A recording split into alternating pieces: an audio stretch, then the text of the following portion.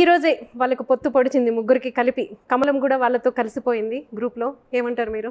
అంటే మీకు ఎలా ఉంటుంది ఈ పరిణామం వైసీపీకి? మీరు అన్నట్టు ఈరోజు అఫీషియల్గా పొత్తు పొడిచిందేమో, అన్అఫిషియల్గా ముగ్గురు ఎప్పటి నుంచో పొత్తులోనే ఉన్నారు కదా.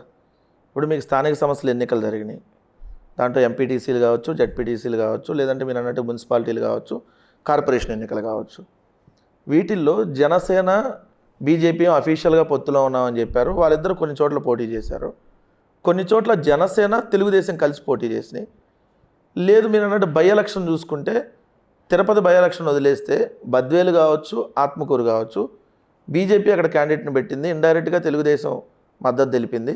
ఈవెన్ బద్వేల్లో అయితే తెలుగుదేశం ఏజెంట్లే బీజేపీ తరపున కూర్చున్నారు. అంటే వాళ్ళు ఆల్రెడీ అనైతికంగా పొత్తుల్లోనే ఉన్నారు. ఏదైతే అఫీషియల్గా పొత్తుల్లో లేకపోయినా అనఫిషియల్గా వాళ్ళు సహకరించుకుంటూనే మూడు పార్టీలు ఉన్నారు అనేది వాస్తవం. కానీ ఇప్పుడు మనం గమనిస్తే లాస్ట్ ఒక 15 డేస్ నుంచి హైడ్రామా నడిచింది కదా. బీజేపీ కలుస్తుందా లేదా అని చంద్రబాబు వెళ్ళి మాట్లాడి రావడం, మళ్ళీ పవన్ కళ్యాణ్ కూడా వెళ్తాడనడం, ఆయన ఆగిపోవడం.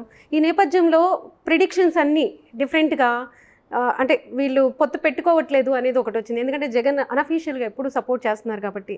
మీరేమో వాళ్ళు సపోర్ట్ చేస్తున్నారు అంటున్నారు. జగన్మోహన్ రెడ్డి గారు ఆల్రెడీ అనఫీషియల్ సపోర్ట్ ఉంది కాబట్టి పొత్తు ఉండేది లేదు అనేది కూడా వచ్చింది. అంటే మీరు అన్నట్టు అనఫిషియల్ సపోర్ట్ అనేది కాదు. ఇక్కడ ఏంటంటే మనది ఒక ఫెడరల్ సిస్టమ్. దాంట్లో రాష్ట్ర ప్రభుత్వాలు, కేంద్ర ప్రభుత్వాలు సహకరించుకొని వెళ్ళాలి. కేంద్ర ప్రభుత్వంతో రాష్ట్ర ప్రభుత్వం సఖ్యతగా లేదనుకోండి, పక్కన తెలంగాణ రాష్ట్రంలో వాళ్ళకి నిధులు రిలీజ్ చేసే దగ్గర కూడా చాలా ఇబ్బందులు ఎదుర్కొన్నాం. దట్టు మనం విడిపోయినటువంటి రాష్ట్రం, ఇబ్బందుల్లో ఉన్న రాష్ట్రం. సో అట్లా జగన్మోహన్ రెడ్డి గారు ఆ బేస్లో ఎక్కడైతే ఆ రాష్ట్ర ప్రభుత్వంగా కేంద్ర ప్రభుత్వానికి సహకరించాం తప్ప, మేము పొలిటికల్ పార్టీగా వైఎస్ఆర్ కాంగ్రెస్ పార్టీ, బీజేపీ ఎప్పుడు సహకారం అందించుకోలేదు, అందించుకోం కూడా. ఎందుకంటే మేము ఏ రాజకీయ పార్టీతో పొత్తులో పెట్టుకోమని చెప్పాం. ఈవెన్ మీరు అన్న భారతీయ జనతా పార్టీ మమ్మల్ని 2014లో పొత్తులు అడిగారు. మమ్మల్ని తెలుగుదేశం జనసేనతో పొత్తులోకి వెళ్ళకముందు జగన్మోహన్ రెడ్డి గారిని పొత్తు పెట్టుకోమని అడిగారు. మేము వచ్చి కలుస్తామని చెప్పి జగన్మోహన్ రెడ్డి గారు నేను ఏ రాజకీయ పార్టీతో పొత్తు పెట్టుకోని అన్నారు.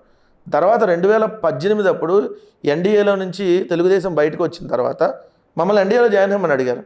కానీ మేము వద్దని చెప్పాం. మేము వెళ్ళము, మేము రాము. Please subscribe .news.